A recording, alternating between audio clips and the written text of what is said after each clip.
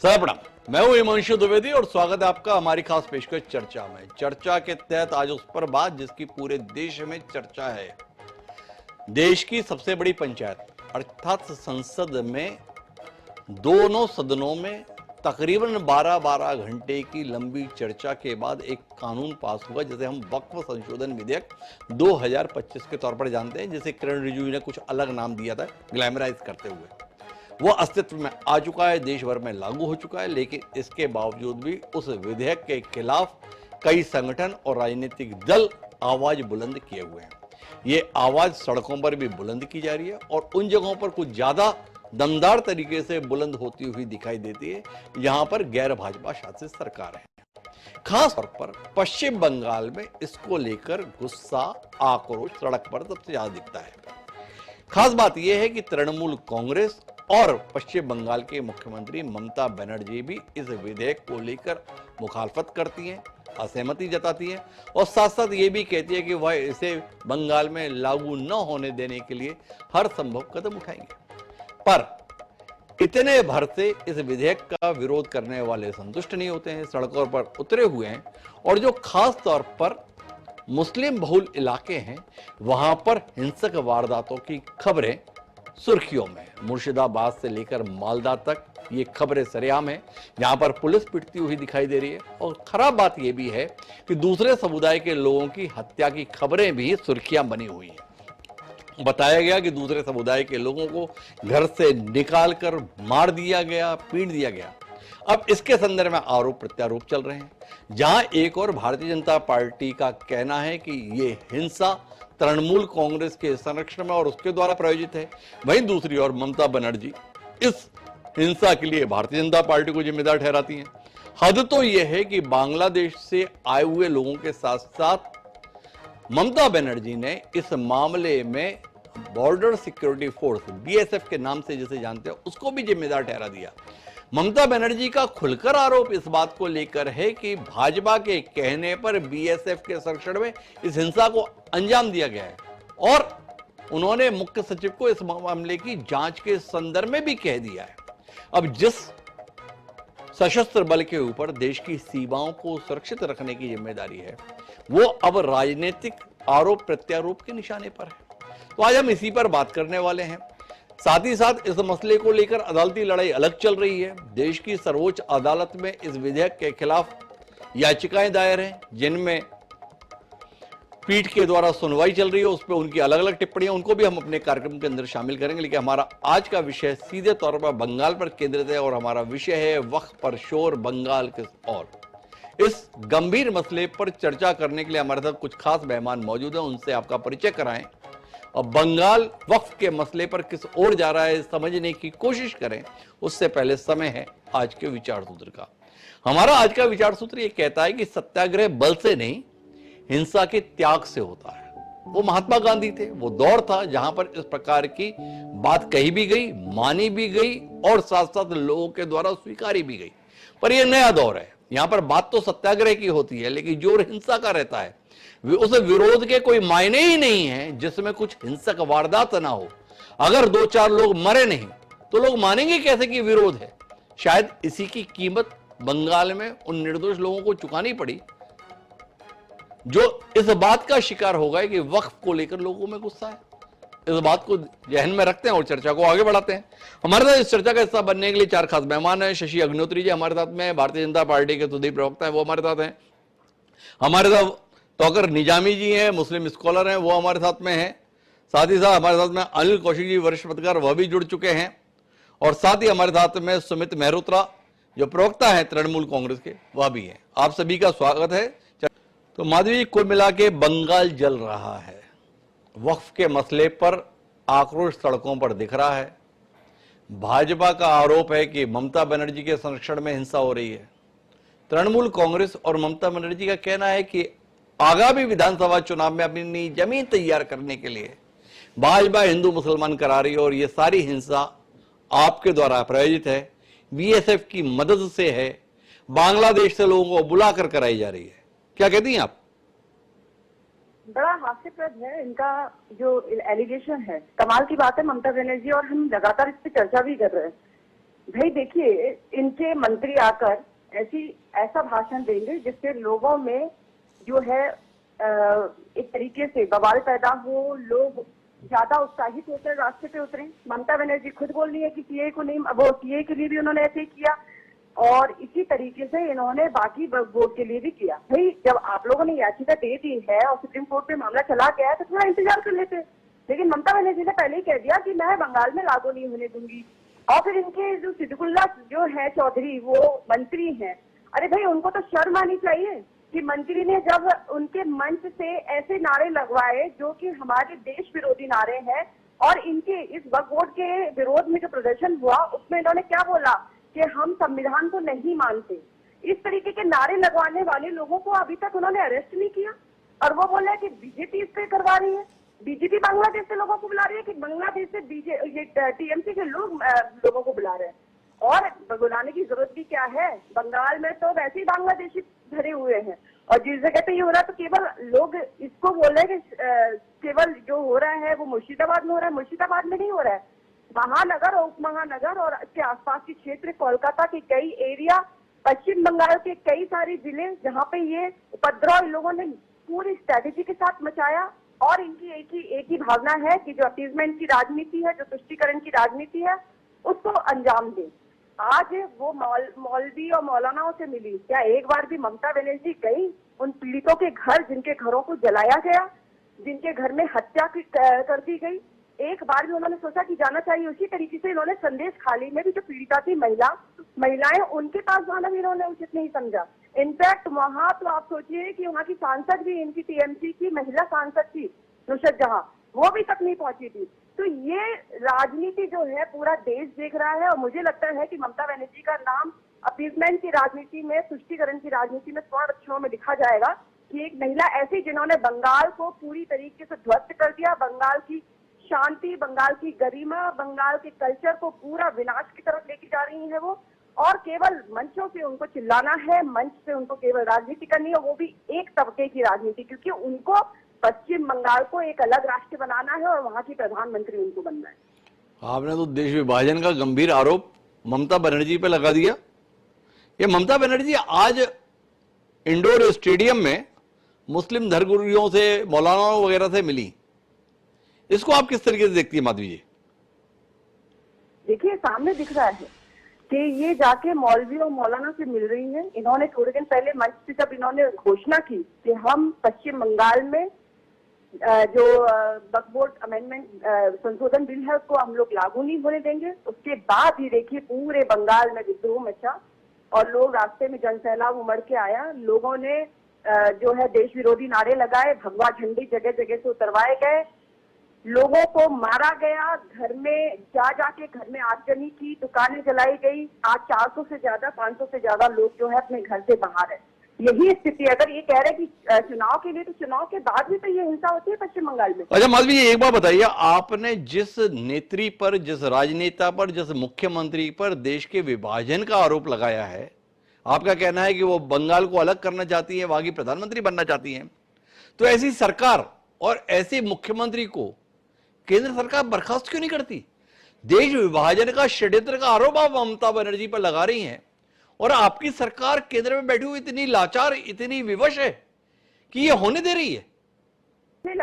मुझे लगता है कि अब केंद्र सरकार निश्चित रूप से निर्णय लेगी, क्योंकि अब जो स्थिति बन गई है वो वाकई में बहुत ही ज्यादा विध्वंसकारी जो इनकी नीति है वो सामने सामने दिखाई दे रही है। अब ये जो स्थिति है ना, ये राजनीति से परे जा चुकी है और ये देश के एक तरीके से गरिमा के साथ साथ देश की जो सिक्योरिटी है उसके साथ भी एक बहुत बड़ा खिलवाड़ हो रहा है। ये बहुत बड़ा खिलवाड़ हो रहा है, ये माधवी जी का कहना है। हमारे साथ मैं अनिल कौशिक जी उनके पास आना चाहता हूं, लेकिन उसके पहले मैं तौकीर निजामी साहब से कुछ बात करना चाहता हूं।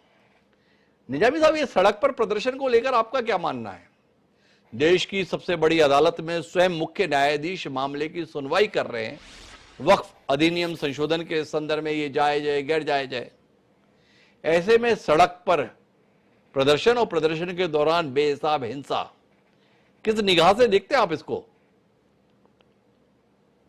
शुक्रिया हिमांशु जी। देखिए, हिंसा कहीं भी हो पूरे देश में, देश का नुकसान होता है, देश के लोगों का नुकसान होता है। इस हिंसा को हम लोग किसी भी कीमत पर जायज नहीं कहते हैं। चाहे वो गुजरात में की गई हो हिंसा, देश के किसी भी कोनों में की गई हो हिंसा, या आज बंगाल में हो रही हिंसा, हिंसा को सही ठहराना कोई भी नहीं चाहता। कोई भी देश का जो प्रेमी है, देश भारत का जो मूल निवासी है, वो किसी कीमत पर इसको बर्दाश्त नहीं करेगा। लेकिन आपको थोड़ा सा इसके बैक में चलना पड़ेगा। कहीं ना कहीं मुझे लगता है कि ममता बनर्जी ने इतना बड़ा प्रश्न उठा दिया है कि केंद्र की सरकार, मोदी जी को और शाह जी को इस्तीफा दे देना चाहिए। उन्होंने बीएसएफ को, जो हमारी सरहदों की रखवाली कर रही है, उन्होंने उस पर इल्जाम लगाया है, केंद्र की एजेंसियों पे इल्जाम लगाया है, भाजपा पे इल्जाम लगाया है। शर्म आनी चाहिए कि उनको, शायद मुझे लगता है या पूरे देश के लोगों को लगता है कि हिमांशु जी कहीं ना कहीं ये जो गुजरात है, उस गुजरात जैसी प्रयोगशाला वहां बंगाल में बनाने की कोशिश कर रहे हैं। जबकि उन्होंने देखा कि हिंसा भड़की या हिंसा का कुछ हुआ, ममता बनर्जी ने वहां कम जितने भी लोग थे उनको अरेस्ट किया गया है, और जो लोग मृतक हैं उनके लिए मुआवजे 10-10 लाख रुपए की, उसकी भी घोषणा उन्होंने की है। लेकिन अफसोस इस बात का होता है कि आपको थोड़ा और बैक में चलना पड़ेगा कि ये वक्फ बोर्ड का जो आप अमेंडमेंट बिल लेकर आए हैं, ये जो काला कानून आप लेके आए हैं, जो मुस्लिम समाज पूरे देश में इसका विरोध कर रहा है, तो अभी किसानों ने भी, किसानों वाले 3 काले कानून आप लेके आए थे, तब भी इसका सड़कों पे विरोध हुआ था। और हमारे तो, मैं तो ये कहता हूं कि राम मनोहर लोहिया जी ने कहा था कि अगर सड़कें सूनी हो गई तो सत्ता बदमस्त सांड की तरह हो जाएगी और वो किसी पे भी अंकुश नहीं लगेगा।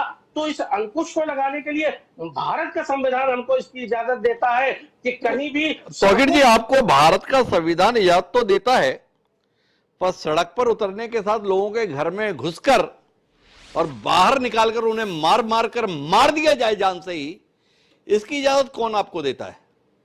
कर रहा हूं उसका आपके चैनल के माध्यम से बैठ के हम कह रहे हैं कि हिंसक नहीं होने की जरूरत है। लेकिन कहीं ना कहीं मुझे लगता है कि पश्चिम बंगाल को भी प्रयोगशाला बनाने की कोशिश करती है भारतीय जनता पार्टी। संघ और बजरंग दल के सारे लोग मिलकर, और ममता बनर्जी उनकी आंखों में किरकिरी की तरह लग रही है, उनको उस देश से हटाना चाहते हैं, इस देश से वो और दूर करना चाहते हैं, ममता बनर्जी की सरकार को कंडम करना चाहते हैं, इसलिए कि हथकंडे वहां अपनाए जा रहे हैं। तौकीर जी थोड़ा मेरे सवाल के साथ में जुड़ेंगे आप कृपया? मेरा सवाल आपसे यह है कि ममता बनर्जी के खिलाफ षड्यंत्र आपके अनुसार भाजपा कर रही है, ममता बनर्जी के खिलाफ षड्यंत्र केंद्र सरकार कर रही है, ममता बनर्जी के खिलाफ षड्यंत्र केंद्र की एजेंसी यानी बीएसएफ के संदर्भ में आप बात कह रहे हैं ममता बनर्जी के आरोपों के हवाले से। तो आपसे जानना यह चाहता हूं कि जिस भीड़ ने घर में घुसकर बाहर निकालकर मारा, वो लोग कौन थे? जो मारे गए वो मुसलमान थे या जिन्होंने मारा वो मुसलमान थे? थोड़ा बताएंगे। अगर भाजपा का षड्यंत्र है तो वो कौन से मुसलमान हैं जो भाजपा के इशारे में लोगों की हत्या करने के लिए सड़कों पर आ गए? देखिए, मैं इसको पहले भी आपके चैनल के माध्यम से हमने कंडम किया है, अभी भी हम इसको कंडम कर रहे हैं कि कोई भी समुदाय को हो, किसी भी धर्म को हो, जिनको मारा गया है, ये बहुत गलत हुआ है। लेकिन इसके पीछे जो राजनीति हो रही है, उस राजनीति के बारे में हम लोग कहना चाहते हैं कि इस देश में 3 काले कानून लाने की, ये जो आपको इस वाला वक्फ बोर्ड के कानून लाए, उसको लाने की जरूरत नहीं। इसमें राजनीति क्या है, थोड़ा आप बताएंगे तौकीर जी? मैं वही कह रहा हूं कि आप पसमानदा मुसलमानों की बात करते हो, पंचर जोड़ने वालों की बात रोडों पे करते हो, और आप कह रहे हो कि हम इन्हें कुछ देना चाहते हैं। तो भाई वक्फ की संपत्तियां छीन कर हमें क्यों देना चाहते हो? तो आप फिर विषय से हट गए।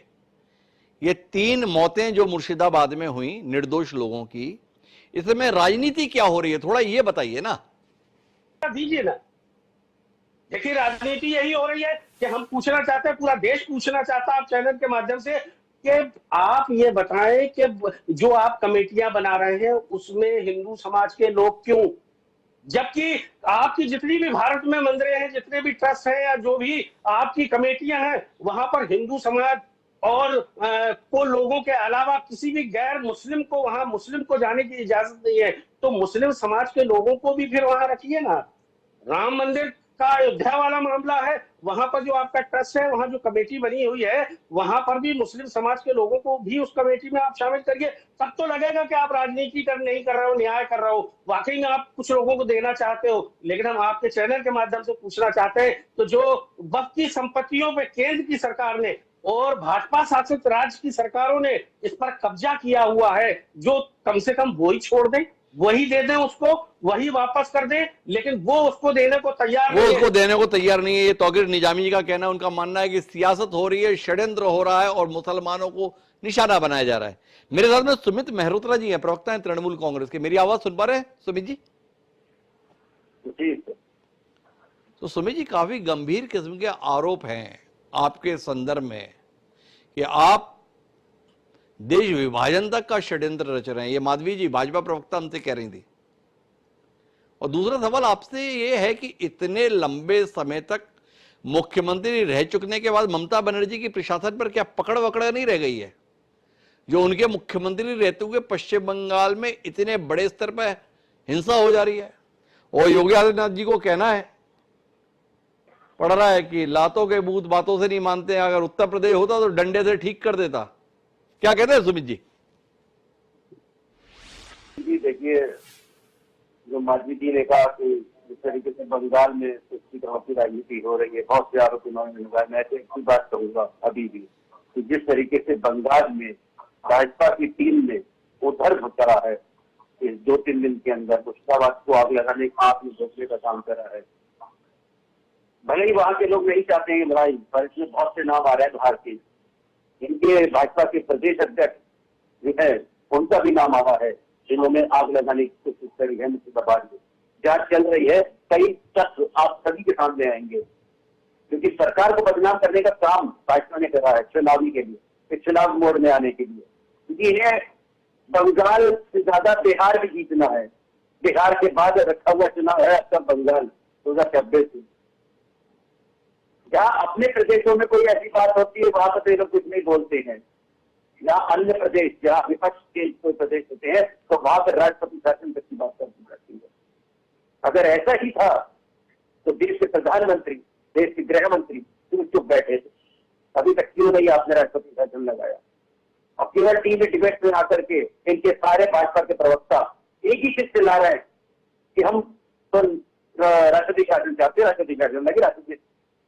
अरे आप लोग तो कहते रहेंगे, पर आपके देश के प्रधानमंत्री, देश के गृह मंत्री नहीं चाहते हैं कि वहां पर राष्ट्रपति शासन लगे। कि अगर हमने राष्ट्रपति शासन लगा दिया तो जितनी सीटें हमारी इस बार आई थी, उससे कई सीटें हमारी गई, घट ना जाए, नुकसान होगा। आज एक मुर्शिदाबाद की बात नहीं है, हिंसा हुई है, मैं समझता हूँ कि वहां पे हिंसा हुई है, हिंसा में जो लोग शामिल थे, जिन लोगों ने करा, उनके पास जांच चल रही है, उन्हें पकड़ा जाएगा, सख्त कार्रवाई होगी निश्चित तौर से। और आज इस तरीके से दिल्ली में एक सारे धर्म के लोगों को बुला करके इंडोर स्टेडियम में एक एहसास कराया है। देखिए, हिंदू मुस्लिम से सबके संग में, अभी भाजपा की प्रवक्ता कह रही थी कि केवल मुसलमानों के संग में बैठ करके वहां पे बातचीत हो रही है। तो इन्होंने फोटो वगैरह देखी नहीं है, फोटो दे दीजिए। वहां पे हिंदू भी है, सिख भी है, मुस्लिम भी है, सारे धर्म के लोगों के संग में बैठ करके मीटिंग करिए कि भाई आखिरकार बंगाल में ये क्यों हो रहा है, क्यों नहीं इसको रोकते हैं आप लोग, क्यों इसमें आगे आ रहा है? जबकि मैं आपसे कह चुकी हूँ, केवल शांतिपूर्ण तरीके से करिए, नुकसान तक करिए, अपनी ही बंगाल का, अपने ही चीज का। तो सुमित जी, यही तो आपसे सवाल है। ममता बनर्जी की प्रशासन पर भी पकड़ नहीं रही और जनता पर भी पकड़ नहीं रही। ममता बनर्जी बोल रही है पर कोई सुन नहीं रहा। ये ममता बनर्जी की आवाज का असर चला गया क्या बंगाल में? अगर पता नहीं जाते दंगाई, अभी और नाम सुनेंगे। इनके जो प्रदेश अध्यक्ष हैं मौजूदा, उनका भी कोई चीज इलाज करा जाएगा, जो उनके ट्विटर हैंडल से कई चीजें मिली हैं वहां के लोगों को, वो मैं आपको दे दूंगा। ट्विटर हैंडल से कई चीजें निकल के आई हैं अराजकता फैलाने की, तो उनके ऊपर भी कार्रवाई होने की संभावना पूरी जताई जा रही है। इसी से उन लोगों ने, मजुमदार जी ने, शुभेंदु अधिकारी ने, क्योंकि इन लोगों का राज अभी देखिए क्या है ना, इन लोगों की एक रामनवमी पे या हनुमान जयंती पे इन लोगों का बस चला नहीं दंगा कराने का, मतलब इन लोगों का प्लान तो बहुत बड़ा है। देश में आग लगाओ और नफरत की राजनीति करो, बांटो। कभी एक तरफ कहते हैं हमें तो पसमानदा मुसलमानों से बड़ा प्यार है, हम तो इस बिरादरी के लिए, इस मुस्लिम समुदाय के लिए हम काम करना चाहते हैं। कभी आज तक देश के प्रधानमंत्री ने 11 साल में एक बार भी ये नहीं कहा हमें सनातनी हिंदू भाइयों के लिए काम करना है, पसमानदा के लिए जरूर काम करना है, 3 तलाक पे काम करना है। 80 सुमित जी, आपने मेरे सवाल का उत्तर नहीं दिया। देखो, आपने कितने मार्मिक तरीके से हमारे बीच में कहा कि ममता बनर्जी बोल रही हैं जब मैंने आपको कह दिया वक्फ लागू नहीं करेंगे, अदालत में लड़ाई लड़ेंगे। तो मेरा सवाल आपसे क्या था? मेरा सवाल ये था कि ममता बनर्जी की बात, ममता बनर्जी की आवाज क्या बंगाल की जनता ने सुनना बंद कर दिया है? जो उनके कहने का कोई असर नहीं दिख रहा है। लोग सड़क पर उतर भी रहे हैं और घरों में घुसकर लोगों को जान से मार भी रहे हैं। क्या कहते हैं? जो वायलेंस हुआ, 3 लोगों की हत्या हुई है, उसमें हमारे बंगाल वासी ही है, वो कोई अलग नहीं है, चाहे वह हिंदू हो चाहे वो मुसलमान हो। जिन लोगों ने ये करा है, आतंक फैलाने का काम करा है, बंगाल को जलाने का काम करा है, उनके खिलाफ सख्त कार्रवाई होगी और होनी चाहिए। मैं ये वो नहीं कह रहा हूँ कि टिकट टीएमसी की तरफ से, मैं एक मानवता के तौर पर कह रहा हूँ। क्यों लड़ाई लड़वाई जा रही है? क्यों आपके उसमें झोंका जा रहा है? बीजेपी का प्लान है, क्यों लड़ाई जा रही है?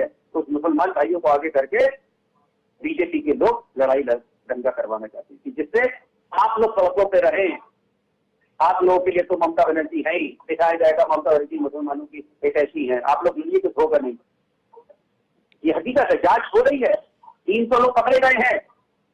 अच्छा, एक बात बताओ सुमित जी, अगर आप ढंग से काम कर रहे होते तो अदालत को केंद्रीय बलों को तैनात करने का निर्णय क्यों देना पड़ता, क्यों निर्देश देना पड़ता? अगर आपने काम ईमानदारी से किया होता, ठीक नीयत से किया होता और प्रशासनिक दक्षता का परिचय दिया होता। हिमांशु भाई, देखिए, केंद्रीय एजेंसियां जितनी भी है सारी विपक्ष के लिए जरूर चलाई जाती है, यूज करी जाती है, चाहे बीएसएफ हो, चाहे आपकी ईडी हो, सीबीआई हो, कुछ भी हो, विपक्ष के लिए जरूर चलाई जाती है। पर हाँ, मैं ये कहूंगा कि अगर इन लोग शुरुआत में अगर देखे तो क्या गलत था कि अगर कुछ नुकसान अगर ज्यादा हुआ तो थोड़ा रुक जाता, कम हो जाता। अगर मोदी जी अगर ये चाहते हैं कि नुकसान किसी का ना हो, आप सवाल के साथ में कनेक्ट नहीं हो रहे हैं या सवाल से बच रहे हैं? मैंने पूछा, अदालत को निर्देश देना पड़ा केंद्रीय सुरक्षा बलों की तैनाती का दंगे वाले इलाकों में, तो क्या आपका कहने का मतलब यह है कि सरकार तो छोड़िए केंद्र की, भाजपा को तो छोड़िए, अदालतें भी ममता सरकार के खिलाफ हो गई, ममता बनर्जी के खिलाफ हो गई? हिमांशु भाई, अदालतें तो यूपी गवर्नमेंट की सरकार की भी फटकार लगा चुकी, केंद्र सरकार की भी फटकार लगा चुकी है। अभी आप किसी मुद्दे से कोर्ट चले जाए तो निश्चित तौर पे विपक्ष की लतार जरूर लगेगी। जैसे आज देखिए, इतनी बढ़िया बात करी है सुप्रीम कोर्ट ने कि क्या आप लोग हिंदू ट्रस्टों में मुसलमानों को रखेंगे क्या? जैसे वक्फ बिल के अंदर मोदी जी ये चाह रहे थे कि कुछ हिंदू भाइयों को उसमें रखा जाए, वो सीजीआई ने साफ कर दिया। हो सकता है इसके बाद रोक लग जाए। अगर आपको ज्यादा तो हिंदू मंदिरों के अंदर सुमित जी, मेरे सवाल का उल्लेख करने के स्थान पर, उसका जवाब देने के स्थान पर दिल्ली की तरफ चले गए। मेरे साथ में अनिल कौशिक जी हैं, शायद वो मेरी जिज्ञासाओं का समाधान बेहतर तरीके से कर पाएंगे। क्या कहते हैं अनिल कौशिक जी? पश्चिम बंगाल किसी के भी काबू में नहीं रहा क्या?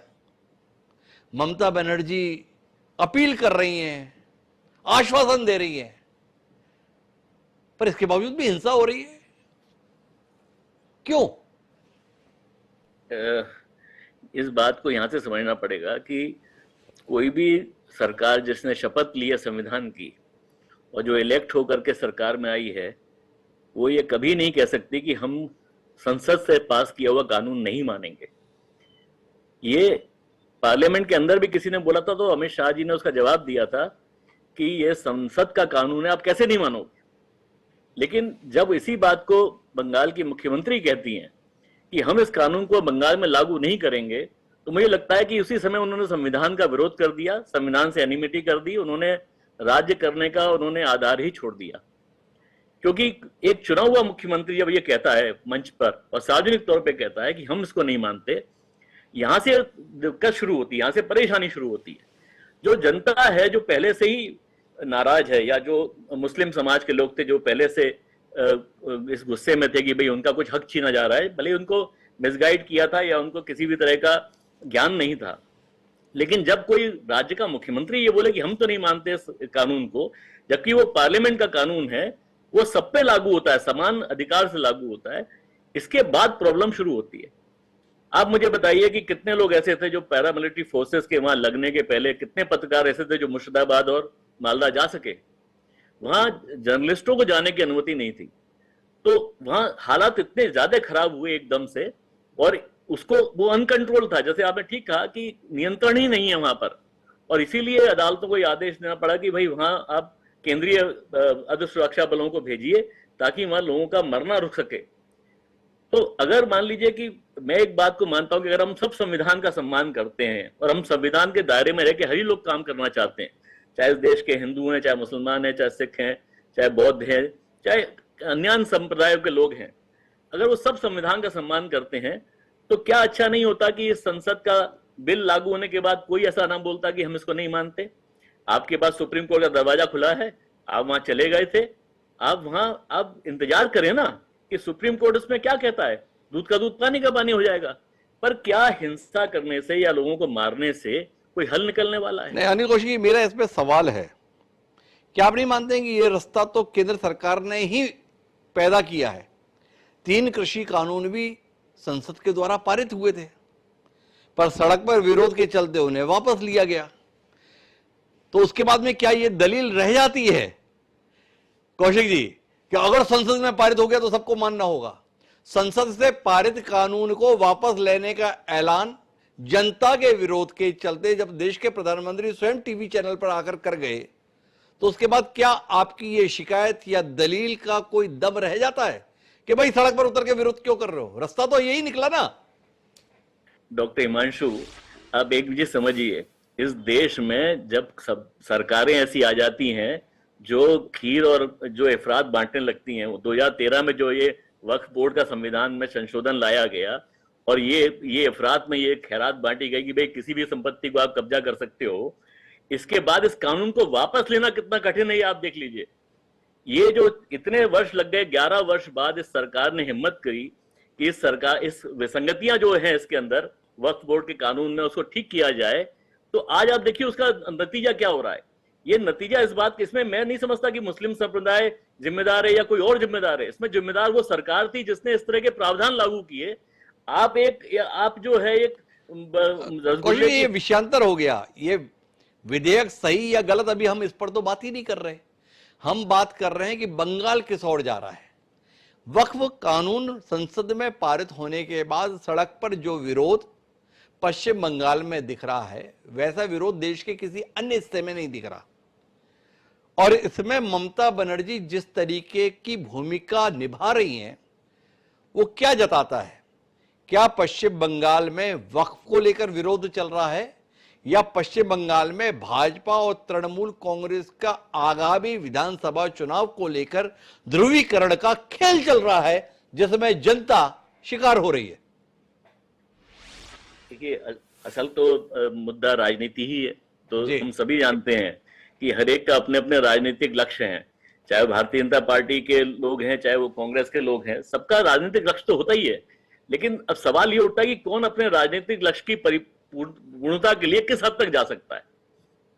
भारतीय जनता पार्टी को अगर अपन देखें तो उसका जो वहां पर कैडर है वो बहुत बिखरा हुआ है इस समय। जो 2021 के चुनाव में बीजेपी की हालत थी और जो आज बीजेपी की हालत है, उसमें बड़ा भारी अंतर आया है। क्योंकि पिछले चुनाव के बाद भी वहां एक बड़ी हिंसा हुई थी और बीजेपी के कार्यकर्ताओं को चुन चुन के गांवों में मारा गया और या भगाया गया। आज भी मुझे लगता है कि करीब कई हजार जो ऐसे स्वयंसेवक थे, जो संघ के स्वयंसेवक थे, जो आज भी वापस नहीं आ पाए गांव में। उनकी संपत्तियां हड़प ली गई, उनके खेतों पे कब्जा कर लिया, उनकी दुकानों पे कब्जा कर लिया। तो वो जो कैडर था, जो बहुत सालों के परिश्रम से भाजपा ने और संघ ने वहां इकट्ठा किया था, वो कैडर तो छिन्न भिन्न हो गया। तो बहुत ज्यादा संभावना इस बात की है कि वहां के जो राजनीतिक जो इस समय जो नियंत्रण है वो ज्यादातर टीएमसी के हाथ में, बीजेपी के हाथ में बहुत ज्यादा ग्राउंड पे कैडर नहीं है। नहीं, ग्राउंड पे कैडर तो नहीं है, पर जिस प्रकार का आरोप माधवी जी लगा रही हैं कि पश्चिम बंगाल को अलग देश के रूप में विभाजित करने का षड्यंत्र चल रहा है, इस आरोप को कितनी संजीदगी से लेते हैं आप? एक सवाल। और दूसरा ये जानना चाहता हूं कि अगर ध्रुवीकरण का ऐसा खेल चल रहा है तो केंद्र सरकार इतनी लाचार क्यों है? क्यों वो अपने अधिकारों का इस्तेमाल नहीं कर रही है पश्चिम बंगाल के हालात संभालने के लिए? देखिए, एक तो समस्या ये है कि मालदा और मुर्शिदाबाद जो एरिया है जहां पर हिंसा सबसे ज्यादा हुई है, उसका जो जियोग्राफिकली जो उसका सेटलमेंट है वो बिगड़ा हुआ है। बहुत सारे बांग्लादेश के मुसलमान रोहिंग्या वहां आकर के रह रहे हैं और बहुत समय से रह रहे हैं, और उनके बहुत सारे धंधे हैं। वो गौ तस्करी करते हैं, वो काउंटरफेक करेंसी में काम करते हैं, वो ड्रग्स का काम करते हैं, ह्यूमन ट्रैफिकिंग करते हैं, वह सब तरह के इलीगल काम होते हैं और उसमें बहुत सारे लोग शामिल होंगे 100%। लेकिन इशू क्या है कि वो जो ये 2-3 जिले जो हैं जो बांग्लादेश के बॉर्डर से सटे हुए हैं, ये वो 600 किलोमीटर का एरिया है जहां अभी तक फेंसिंग लगी नहीं है। ये पोरस एरिया है और इसमें से बहुत सारे ऐसे हैं जो गांव जिनके बहुत बॉर्डर के बहुत पास गांव हैं और वहां इन्फिल्ट्रेशन रोकना बहुत असंभव सा काम है। चाहे वो आप बीएसएफ की बात करें, बहुत लोग बीएसएफ का भी नाम लेते हैं, पर मैंने वो स्थान देखे हुए हैं जहां से आप उसको नियंत्रण करना तब तक संभव नहीं, जब तक वहां बहुत अच्छे ढंग से बॉर्डर नहीं लग जाए। और बॉर्डर देखिए 2 देशों के बीच की स्थिति है, बांग्लादेश को भी को मानना पड़ेगा कि हाँ ये हम जमीन दे सकते हैं। अभी बंगाल की सरकार ने बहुत सारी जमीन हमको नहीं दी, केंद्र को नहीं दी।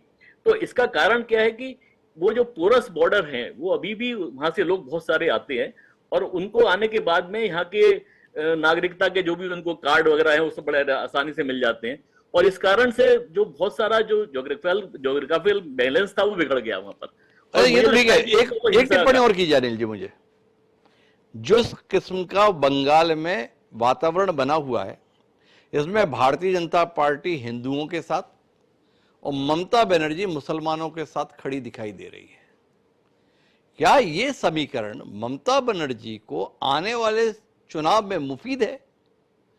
जिस समीकरण में ममता बनर्जी चल रही हैं, ये उन्हें सत्ता में बनाए रखने के संदर्भ में मददगार है या गलती कर रही है ममता बनर्जी? मुझे लगता है कि उत्तर बंगाल छोड़ दिया जाए तो दक्षिण बंगाल में ये मुफीद स्थिति है ममता बनर्जी के लिए। उनको ये सूट करता है। आपको ध्यान होगा कि कुछ समय पहले ये चर्चा भी चली थी कि बंगाल के 2 हिस्से कर दिए जाएं, उत्तर बंगाल को अलग कर दें और जो बागडोगरा का इलाका है उसको एक यूनियन टेरिटरी बनाकर और उसको सुरक्षित कर लें क्योंकि वो चिकन नेक का इलाका है और दक्षिण बंगाल अलग हो जाए। पर इसके लिए बहुत सारे लोग तैयार नहीं थे। भाजपा के अंदर भी शायद बहुत सारी इस बात को लेकर बहस हुई होगी कि इसको नहीं करना चाहिए। लेकिन जो मैंने आपको बताया कि जो एक जो संतुलन है आबादी का वो बिगड़ा हुआ है बंगाल में और वो शायद वो हो सकता है कि टीएमसी को सूट करता हो। वो टीएमसी को शायद सूट करता हो। तो माधवी जी वापस मेरे साथ में है, क्या कहते हैं माधवी जी? पश्चिम बंगाल को जीतने की कोशिश 5 साल पहले भी भाजपा ने की थी, सफलता नहीं मिली। कौशिक जी का कहना है ध्रुवीकरण की कोशिश तो है पर कैडर छिन्न भिन्न है, केवल आरोपों से कहानी बन जाएगी। देखिए ऐसा है, मैं सुन रही थी, काफी हद तक मैंने सुना है और इन्होंने कहा कि भाई किसी भी जो हिंदू वोट है उसमें किसी मुस्लिम नहीं, कोई मुस्लिम नहीं होता। तो मैं बता देती हूँ कि महाकुंभ जो कुंभ था, कुंभ में जो महाकुंभ हुआ था उसके इंचार्ज जो है आजम खान रह चुके हैं उत्तर प्रदेश में और यहाँ पे फिराद हकीम जो इनके मिनिस्टर हैं, ममता बनर्जी के पहले मिनिस्टर रह चुके हैं, फिराद हकीम जो है वो तारकेश्वर बोर्ड के मेंबर हैं जो कि हिंदुओं का मंदिर है। ठीक है, मैं बता देती हूँ। दूसरी बात, यहाँ कालीघाट के मंदिर पे भी इनके बहुत सारे टीएमसी के लोग हैं जिसमें मुस्लिम लोग भी बोर्ड में मेंबर हैं। तो ऐसा कुछ नहीं है, पहली बात तो भ्रम मत फैलाइए। दूसरी बात, ये जो बोल रहे हैं, इन्होंने क्या बोला बाहर आकर? इन्होंने बोला कि आपकी मदरसे, मस्जिद, आपके घर छीन ली जाएंगे, आपकी जायदाद छीन ली जाएगी। इस तरीके से लोगों को बरगलाया। बिल्कुल सच बात है कि अमेंडमेंट में लिखा क्या है ये साधारण लोगों को नहीं पता है। इन लोगों को बरगलाने, मैं तो बता रही हूँ कि आप डिबेट खोल के देख लीजिए, जो टीएमसी के लोग आ रहे हैं, जो रिप्रेजेंटेटिव आ रहे हैं, वो भी बोल रहे हैं कि अगर आप मुसलमानों के घर, मस्जिदें और उनकी प्रॉपर्टी और उनके कब्रिस्तान छीन लेंगे तो क्या वो लोग उग्र नहीं होंगे? और लाखों की आबादी, लाखों की संख्या में लोग अगर रास्ते पे उतरेंगे तो क्या हिंसा नहीं होगी? इस तरीके के वक्तव्य तो ये दे रहे हैं टीवी पर खड़े होकर बैठकर। दूसरी बात, रही बात, उन्होंने सही बताया कि यहाँ पे जो ये जो बॉर्डर एरिया है, यहाँ पर कई बार केंद्र सरकार ने कोशिश की कि यहाँ पे सही तरीके से सारी चीजें लगाई जाए, लेकिन यहाँ पश्चिम बंगाल की जो सरकार है वो इसमें सपोर्ट नहीं कर रही है। इसीलिए 2019 में कालियाचक में इतना विध्वंसकारी उस समय पुलिस को मारा गया था, और वो भी वहीं के रोहिंग्या और बांग्लादेशी लोग थे जिनको इन्होंने रातों रात जो आधार कार्ड देने की पद्धति चली आ रही है। दूसरी बात मैं बता दूं कि जब संयुक्त बंगाल का विभाजन हुआ था उस समय बंगाल के अंदर में जो स्थिति हो गई थी वो 53% मुस्लिम की आबादी हो गई थी और 42% हिंदुओं की आबादी हो गई थी, और इसी कारण से संयुक्त बंगाल का विभाजन करना पड़ा। आज पश्चिम बंगाल ने ममता बनर्जी ने खड़े होकर कहा कि यहाँ पे 33%, 34% हमारे मुस्लिम भाई है, लेकिन मैं बता देती हूँ अभी तो जनगणना हुई नहीं, उन्होंने किस आधार पे कहा मुझे नहीं पता, लेकिन फिर भी अगर उन्होंने कयास लगाया तो मैं भी कयास के माध्यम से कह दे रही हूँ कि कम से कम 40% से ज्यादा ही मुसलमान की संख्या यहाँ पर हो गई होगी, और इसमें से ज्यादा स्थानीय जो हमारे भारतीय मुसलमान है वो नहीं है। ये वो मुसलमान है जिसकी लड़ाई लड़ने के लिए ममता बनर्जी 2005 में स्पीकर के मुंह पे कागज मार के आई थी। ये वो मुसलमान है और उनको बढ़ाने का इन्होंने काम किया, क्योंकि उनकी आबादी तो बहुत जल्दी जल्दी बढ़ती है, तो बढ़ गई है। दूसरी बात इन्होंने जो कहा कि भाई बीजेपी के काडरों की संख्या अच्छी नहीं है बीजेपी, तो मैं बता दूं कि बोर्ड का परसेंटेज क्या है, 40% भाजपा का बोर्ड है और 47 और 48% टीएमसी का बोर्ड है, तो 7 और 8% बोर्ड का जो है वो केवल अंतर रह गया है हमारे और टीएमसी के बीच में। तो हमें ऐसा कुछ नहीं है, यहाँ जितने भी लोग हैं सब भाजपा को करते हैं, भाजपा के साथ में बहुत मजबूती से लोग खड़े हुए, लेकिन समस्या क्या होती है कि हिंदू वोट जो होते हैं ना वो निकल ही नहीं पाते हैं बाहर, क्योंकि इनको तो मारा जाता है, पीटा जाता है। अभी हम यहाँ बैठ के चर्चा करें राष्ट्रीय चैनल पे कि भाई चुनाव के बाद में यहाँ हिंसा हुई थी, तो क्या तब भाजपा ने करवाई थी हिंसा? मुझे बताइए, अगर हिंसा हो रही है और यही वक्त जो इनका कमेंट है यही आता है जब संदेश खाली का मुद्दा होता है, जब ईडी वहां पे इन्वेस्टिगेशन के लिए पहुंचती है तब। माधवी जी मुझे एक मुद्दे की बात बताइए, जब भारतीय जनता पार्टी के पश्चिम बंगाल के तमाम नेता इस नतीजे पर पहुंचे हुए हैं कि पश्चिम बंगाल में संविधान का राज नहीं है, कानून का राज नहीं है, नियम कायदे कानूनों से यहाँ की सरकार को कोई सरोकार नहीं है, तो दिल्ली की सरकार आप लोगों की आवाज को सुनती क्यों नहीं है, इतनी अनदेखा क्यों कर देती है? ऐसी देश विरोधी सरकार को बनाए रखने के संदर्भ में केंद्र सरकार क्यों लाचार है? आता हूं मैं आपके पास सुमी जी, एक बार माधवी जी इसका जवाब दे दे, फिर आपके पास आने में सहूलियत रहेगी। आप के सवाल का उत्तर दे रही हूँ। दरअसल बात ऐसी है कि पश्चिम बंगाल के सेंटिमेंट्स को समझना बहुत जरूरी है। हम बहुत बैठ के वहाँ दिल्ली के वहाँ पे स्टूडियो से बैठ के चर्चा करें, या जो दूसरे प्रदेशों में रहने वाले टीएमसी को रिप्रेजेंट करने चले आते हैं उनको नहीं पता पश्चिम बंगाल की वास्तविक स्थिति क्या। आप लोगों को पता होगा कि कोई भी सरकार यहाँ बनती तो लंबे समय तक रहती है। 34 सालों तक कौन सी सरकार रही है यहाँ रही है? जो वामफ्रंट की सरकार है वो 34 सालों तक रही। ममता बनर्जी को भी पूरा मौका दिया। अब ममता बनर्जी सेंटिमेंट्स के साथ कैसे खेलती है? ऑलरेडी महिला प्रधान एक तरीके से राज्य कह सकते हैं जहाँ पे महिला स्वरूपों की पूजा होती है। ये चुनाव के पहले पैर तुड़वा के, हाथ तुड़वा के, माथे पे पट्टा बांध के खड़ी हो जाती है। सेंटिमेंट इनके साथ चल जाता है बंगाली लोगों का। लेकिन क्या लोगों ने ये देखा कि जब यहाँ पे आजकल मेडिकल कॉलेज वाला इंसिडेंट हुआ था, जब इनकी प्रशासन ने सारे सबूत मिटाए थे, जब डॉक्टर वहां पे प्रदर्शन करे थे, तब भी ममता बनर्जी ने यही एलिगेशन लगाया था कि वो डॉक्टर्स नहीं है, वो बीजेपी का काडर है। कौन से आप विषय पे आप लेके आएंगे हिंसा के बारे में? और जो शांति प्रदर्शन कर रहे थे, शांति से बैठ के अपना विरोध प्रदर्शन कर रहे थे एक महिला डॉक्टर की निर्मम हत्या के ऊपर में, उनके ऊपर में 2000 लोगों की भीड़ टूट गई थी, उसको भी इन लोगों ने बीजेपी का नाम दिया था। शर्म आती है। माधवी जी आपने मेरे सवाल को समझा नहीं शायद। मैंने आपसे सवाल क्या किया था भाई, जिस सरकार को आप सिरे से खारिज करते हैं, जिसे अपराधियों के साथ आप करार देते हैं, जिसको देश विरोधी गतिविधियों में सन्निध आप बताते हैं, वो सरकार बर्खास्त करने के लिए केंद्र सरकार कदम क्यों नहीं उठाती? क्यों आपकी बात नहीं सुनती? इसके संदर्भ में कुछ कहिए ना, तो फिर मैं सुमित जी के पास चलूं। बिल्कुल, देखिए, जो एक सिस्टम होता है, जो एक संवैधानिक पद्धति होती है, उसी के तहत मुझे लगता है कि निर्णय लिया जाना चाहिए और लिया जाएगा। जब ये उग्र बना रहे हैं, केवल एक अमेंडमेंट बिल आया है जो कि मुस्लिम देशों में भी वक्फ बोर्ड जो बिल है उन पे संशोधन किया गया है। जरा इतिहास निकाल के देखें दूसरे देशों का, वहां ऐसा उग्रता नहीं हुई है, लेकिन यहाँ उग्रता हो रही है। अब ये बैठ के मंच यहाँ पे टीवी पे बोल रहे हैं कि हिंदू वोट में, हिंदू मंदिरों के उसमें मुस्लिम नहीं होते, तो मैंने आपको बता दिया, आप चेक कर लीजिए कि मुस्लिम है कि नहीं। आजम खान को बनाया गया था कि नहीं इंचार्ज महाकुंभ का, कुंभ जब हुआ था, तो ये मैं बता रही हूँ। लेकिन ये सेंटिमेंट के साथ जो ममता बनर्जी खेलती है ना, ये लोगों को एक तरीके से ध्रुवीकरण करने में इनको बहुत आसानी होती है। और मुझे लगता है कि अभी समय खत्म हो गया है इनका। अब समय खत्म हो गया, ये कहना है माधवी जी का। सुमित जी कुछ हस्तक्षेप करने जा रहे हैं, एक बार उनका हस्तक्षेप सुनते हैं, फिर बात को आगे बढ़ाते हैं। जी सुमित जी। देखिए, अभी माधवी जी बड़ी अच्छी बात कह रही थी कि हिंदू और मुसलमान के ऊपर की बंगाल में तो हिंदू मंदिरों में मुसलमान भी हमारा है। बिल्कुल है, हिंदू मुस्लिम एकता की अगर आपको पहचान देखनी है तो बंगाल आइए। वहां पे जिस तरीके से मुस्लिम भाई हमारे देवी जी की मूर्तियां बनाते हैं, भगवान की मूर्तियां बनाते हैं, पंडाल बनाते हैं, बहुत कुछ है। अगर आप इसका उल्टा देखें आप, और मधवी जी आपको आपकी बात का जवाब दे दूं, ये बात मैंने नहीं कही है, सुप्रीम कोर्ट इलेक्शन सरकार से। क्या हिंदू मंदिर ट्रस्टों में मुसलमान को आप कमेटी में रखेंगे? ये मेरा कहना नहीं है, सुप्रीम कोर्ट का कहना है। आप सुप्रीम कोर्ट से कहिए ना, सुप्रीम कोर्ट से कहिए ना।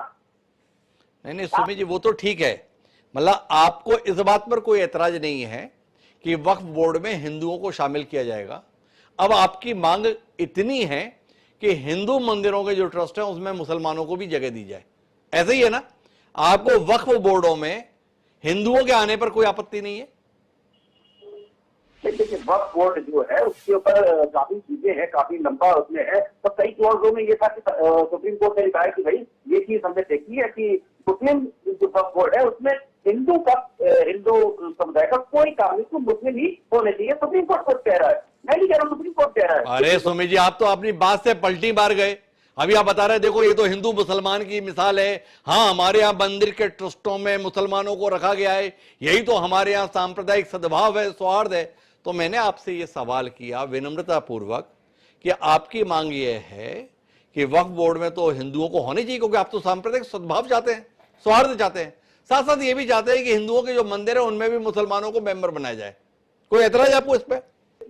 नहीं, हमें कोई ऐतराज नहीं है। अगर मोदी जी और केंद्र सरकार इस चीज के पास होते तो करते, अच्छी बात है। तो सुप्रीम कोर्ट ने बताया। पर हाँ, एक चीज और मैं आपको बता दूं, जो बंगाल के ऊपर बात हो रही थी, भाजपा की नहीं इनकी सुनती है, तो इनके जो मंत्री, इनके जो पूर्व सांसद है अर्जुन सिंह, गुंडा एलिमेंट, जिन्हें मैं गुंडा एलिमेंट कहता हूँ, भाजपा के हैं पूर्व सांसद, उन्होंने खुद एक बात, वीडियो है मेरे पास, मैं भेजूंगा माधवी जी को, माधवी जी सुन लीजिएगा, कि वो खुद कहते हैं हम लोग यहाँ से लिख करके केंद्र सरकार को देते हैं, कागजी कार्रवाई के लिए कहते हैं, पर वो कागजी कार्रवाई करते नहीं है, केवल पेपर तक सीमित रहते हैं। ये है आपके अर्जुन सिंह का वक्तव्य। आप पढ़ लीजिएगा, सुन भी लीजिएगा, आप पढ़ लीजिएगा और सुन लीजिएगा। मैं वापस आता हूं, हमारे साथ में तौकीर निजामी जी हैं। तौकीर जी, इस सुझाव पर आपकी इत्तेफाकी है कि हिंदू मंदिरों के प्रबंधन में मुसलमानों को जगह मिले और वक्फ बोर्ड के अंदर हिंदुओं को जगह मिले, देश शांति के साथ चलेगा? यह आपका कहना है हिंदू मंदिरों में तो मुसलमानों को जगह मिले ना मिले, पर वक्फ में हिंदू नहीं दिखना चाहिए? किस विचार के साथ है तौकीर निजामी जी? देखिए, माधवी जी अभी अपनी बात को रख रही थी, कौशिक जी भी रख रहे थे, हम शालीनता पूर्वक उनकी पूरी चर्चा को, उनकी पूरी बात को सुन रहे थे। देखिए, उन्होंने जो कुंभ वाले मामले को लाकर बताया कि वहां पर उस टाइम पे वो मिनिस्टर थे वहां, आजम खान साहब मिनिस्टर होने के बाद अगर कहीं का मुख्यमंत्री रहता है, जैसे अभी ममता बनर्जी है, पूरे वहां की मुख्यमंत्री है, तो उनका दायित्व बनता है कि सारे समुदाय, सारे लोगों के किसी के भी तीज त्योहार होंगे या कुछ भी होगा तो उसमें वो शामिल होंगी, जाएंगी। वो हिंदुओं के भी त्योहारों में जाती है, मुसलमानों के भी त्योहारों में जाती है, कहीं भी इस तरह का कोई भेदभाव नहीं है। बात माननीय सुप्रीम कोर्ट जो कह रहा है, बात वही हो रही है कि राम मंदिर जो अयोध्या में है, आपका जो ट्रस्ट बना हुआ है, जो आपकी कमेटी बनी हुई है, वहां मुस्लिम समाज के लोगों की, उनके नाम भी तो उसमें आ जाना चाहिए। यही तो मांग रहे हैं, यही तो बात कर रहे हैं। और आदरणीय सुप्रीम कोर्ट भी इस बात को संज्ञान ले रहा है कि हाँ, ये कहीं ना कहीं गलत किया जा रहा है, गलत हो रहा है, इस तरह के कामों को नहीं होना चाहिए। तो आज से तो वो सुनवाई अभी शुरू हुई है। अच्छा, तो तौकीर जी, जो बात आपने कही, तो क्या आप इस बात को मानते हैं कि ममता बनर्जी गलत काम कर रही हैं? जो पश्चिम बंगाल के मंदिरों के प्रबंधन में मुसलमानों को सदस्य बना के रखा है, उनको निकाल बाहर करना चाहिए, यह बात ठीक नहीं है। जब वक्फ में हिंदू नहीं लाया जा सकता तो फिर मुसलमानों को पश्चिम बंगाल की मंदिर की व्यवस्था में मेंबर बनाया जाना गलत है? क्या तौकीर जी इस बात से इत्तेफाक रखते हैं? देखिए, मैंने पहले कहा कि बड़ा खूबसूरत मुल्क है हमारा, ये गुलदस्ता है, संविधान से चलता है, और जो राजतंत्र से चलाने की कोशिश कर रही भारतीय जनता पार्टी, संघ और बजरंग दल के लोग, मैंने वही कहा, उसी चीज का तो विरोध हो रहा है कि भाई आपकी कथनी को अलग है, करनी अलग है, आपका चेहरा अलग है, आपका चरित्र अलग है, आप कुछ और करना चाहते हो, पूरे देश में कुछ और कर रहे हो। आपको लग रहा है? अरे अरे तौकीर जी, बात पर रहो ना। देखो, इतना खूबसूरत गुलदस्ता है, तो पूरे देश में वक्फ में हिंदुओं को भले ही ना शामिल किया जाए, क्या ममता बनर्जी से आप अपील करेंगे, आग्रह करेंगे कि जब पश्चिम बंगाल के मंदिरों के प्रबंधन में मुसलमानों को शामिल किया गया है, तो पश्चिम बंगाल का जो वक्फ बोर्ड है उसमें हिंदुओं को तुरंत सदस्यता दी जाए, उन्हें तुरंत शामिल किया जाए। खूबसूरत गुलदस्ता बनाना है इसलिए। देखिए, अभी टीएमसी के जो हमारे सम्मानीय प्रवक्ता बैठे हुए थे, वो अपनी बात को रख रहे थे, उन्होंने बहुत सारी चीजों को क्लियर कर दिया। उन्होंने इस चीज को बता दिया कि वहां ये सब चीजें हो रही है ऑलरेडी, हिंदू मुस्लिम ये वो सब एकता के साथ रहता है, लेकिन भारतीय जनता पार्टी कभी नहीं चाहती है। देखो तौकीर साहब, आप जो है असल सवाल का जवाब देने से बड़ी कुशलता के साथ बचने की कोशिश कर रहे हो। आप नहीं देना चाहोगे तो कोई जबरदस्ती नहीं है, पर मैं आखिरी बार अपने सवाल को दोहराता हूं। इस चर्चा के दौरान यह तथ्य निकल कर आया है कि पश्चिम बंगाल की लोकप्रिय मुख्यमंत्री ममता बनर्जी ने सांप्रदायिक सद्भाव की भावना के तहत, सर्वधर्म संभाव की भावना के तहत पश्चिम बंगाल के मंदिरों की प्रबंधन की समितियों में मुसलमानों को जगह दी हुई है। तो मेरा जाने माने इस्लामिक स्कॉलर तौकीर निजामी जी से ये सवाल है कि क्या वह ममता बनर्जी से यह मांग करेंगे कि पश्चिम बंगाल के वक्फ बोर्ड में तुरंत हिंदुओं को भी सदस्य के तौर पर शामिल किया जाए। ये मेरा सवाल है, और तौकीर निजामी जी चाहें तो ये सवाल टाल सकते हैं या इसका उत्तर दे सकते हैं। देखिए, हम उसी का उत्तर दे रहे हैं आपको। तो बिल्कुल ममता बनर्जी ने जो किया है बहुत शानदार काम है, हम लोग बड़ी सराहना करते हैं, और हिंदू समाज के लोगों को भी उसमें शामिल करना चाहिए। इसी तरह से हम केंद्र की सरकार आदरणीय मोदी जी, शाह जी से भी यही निवेदन करते हैं कि कोई वो हमारा विदेश में नहीं है, पश्चिम बंगाल की बात आप कर रहे हो, वो हमारे ही देश का है, हमारे ही देश की बात हो रही है। वहां ममता बनर्जी जी बहुत गुलदस्ते की तरह सब चीजों को दिखा रहे हैं, हम वही कह रहे हैं। लेकिन क्या पूरे भारत में भी केंद्र में सरकार भाजपा की है? वो तो तौकीर निजामी जी ये मांग कर रहे हैं ममता बनर्जी से कि पश्चिम बंगाल के वक्फ बोर्ड में तुरंत हिंदुओं को जगह दी जाए। क्या कहते हैं अनिल कौशिक जी, पश्चिम बंगाल मिसाल बनने जाएगा? मुझे लगता है कि इस्लाम में तो काफिरों की बुत पूजा के लिए भी निषेध है, तो बड़ा मुश्किल हो जाएगा अगर वो मंदिर की कमेटी में रहेंगे और पूजा में शामिल होंगे, तो पता नहीं उनको बाद में बोलेंगे कि नहीं तुम वापस अपने हिंदू धर्म में लौट जाओ। तो मुझे लगता है वो संभव नहीं है।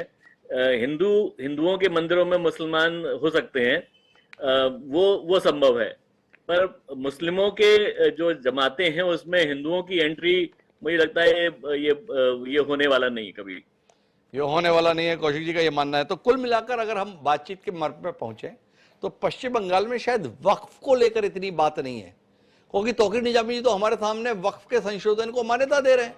वो बोल रहे हैं हाँ हाँ, पश्चिम बंगाल में अगर वक्फ बोर्ड में हिंदुओं को शामिल किया जाए तो खुशी ही होगी, तो फिर जाके झगड़ा किस बात का। लेकिन कुल मिलाकर असल बात यह है कि पश्चिम बंगाल में वक्फ विषय नहीं है, पश्चिम बंगाल में आगामी विधानसभा चुनाव विषय है। भाजपा की हरचंद कोशिश के बावजूद पिछली बार सफलता नहीं मिली। क्या वक्फ का ध्रुवीकरण भाजपा को सत्ता की दहलीज के अंदर दाखिल करा सकता है, या ममता बनर्जी का इस मुद्दे पर जो राजनीतिक स्टैंड है वो उनकी सरकार को बनाए रखने में मददगार रह सकता है? इसका पता तो आने वाले समय में चलेगा। लेकिन इतना पता जरूर चल रहा है पश्चिम बंगाल में आने वाला समय भी खासा तनावपूर्ण रहेगा, क्योंकि सत्ता में आने के लिए या बने रहने के लिए कुछ भी कर जाने के लिए वहां के राजनेता तत्पर दिखाई दे रहे हैं। और जब राजनेता कुछ भी कर गुजरने के लिए तत्पर रहे तो जनता के लिए मुसीबतें बेशुमार रहती हैं। हमारी पश्चिम बंगाल के लोगों के साथ सद्भावना है। आप सभी मेहमानों को बहुत बहुत धन्यवाद हमारे साथ इस चर्चा का हिस्सा बनने के लिए। समय है अब आज के शेर का। तकलीफ के साथ हमारा शेर ये कहता है कि बागबां ने यह अनोखा सितम ईजाद किया, बागबां ने यह अनोखा सितम ईजाद किया, आशियां फूक के पानी को बहुत याद किया। चक बस्ते ने क्या कमाल का शेर कहा है। किस पर यह शेर आपको ज्यादा मुफीद महसूस होता है, आप खुद तय कीजिए। बाकी मुझे याद दीजिए। तकलीफ